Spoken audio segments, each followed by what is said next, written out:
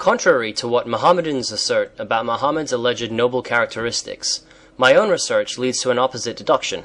What are your conclusions? The most remarkable feature of the hadith is the fact that they expose and reveal the real characteristics of Muhammad, a man completely devoid of compassion, mercy, veracity, or nobility, a man who deliberately and continually manipulated, deceived, and betrayed the trust of his gullible and superstitious followers during all of his 23 years mission. He used the wealth that he plundered and pirated from all of his innocent victims to bribe, induce, corrupt, entice, or buy off those who would otherwise not join his cult belief system. Our listeners should be made aware that for the first 13 years of preaching in Mecca, among his own kith and kin, less than 100 souls were willing to believe him or his message, although these Arabs were among the most illiterate, unlearned, and superstitious people in that area of the Middle East. His followers grew in numbers only after he started using terror, ambush, slaughter, plunder, and piracy, and his promise that those who die doing his bidding would end up in a paradise of eternal sexual and sensual bliss. The Quran has a special surah, Al-Anfal, number 8, dedicated for the sanctification by Allah of all of Muhammad's acts of piracy, the distribution of the booty, plunder, and slavery.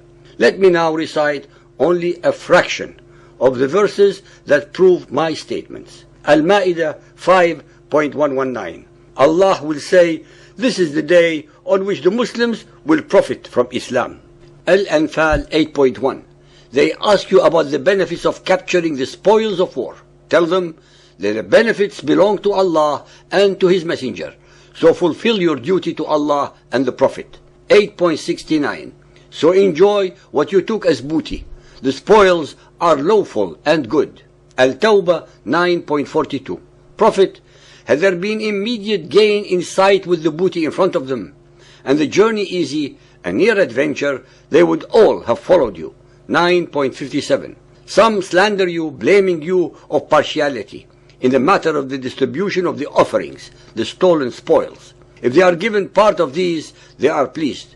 But if not, they are indignant and enraged. 9.29. Fight against those people of the book, Christians and Jews, who do not follow what Allah and His Messenger acknowledge as the true religion, Islam, nor accept our law, until they pay the jizya, tribute, tax, in submission and humiliation. Al-Fath 48.19. He rewarded them with abundant spoils that they will capture. Allah has promised you much booty that you shall take, and He has made this easy for you. Al-Duha 93.4. Soon will your Lord give you so much, you shall be well pleased. Did He not find you poor and made you rich? Bukhari 4.46. I heard Allah's Apostle saying, Allah guarantees that He will admit the Muslim fighter into paradise if he is killed, otherwise He will return him to his home safely with rewards and booty. Of course, Allah will reward the pirates with the rape, enslavement, and plunder of their innocent victims. Bukhari 4.376. While Allah's Apostle was accompanied by the people on their way back from Hunyan, the Bedouins started begging for things so aggressively that they forced him to go under a samura tree where his outer garment was snatched away. On that, Allah's Apostle stood up and said, "Return my clothes. If I had as many camels as these trees, I would have distributed them amongst you, and you will not find me a miser." Bukhari 4.377. While I was walking with the Prophet, he was wearing a Najrani outer garment with a thick hem.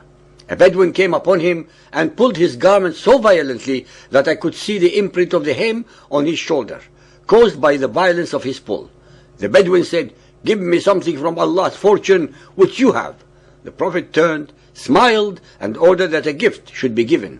Muhammad's gift was very easy, since it was from the booty that he had just pirated from his slaughtered victims. Bukhari 4.374.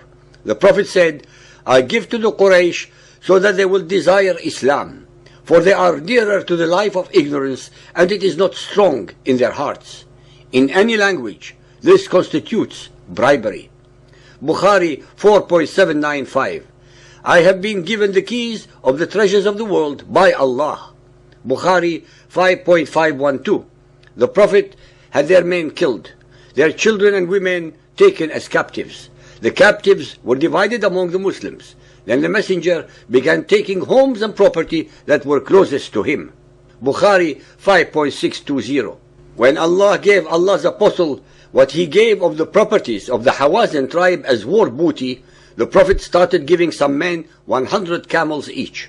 The Ansar then said, "May Allah forgive Allah's apostle as he gives to Quraysh and leaves us, although our swords are still dribbling with the blood of Quraysh."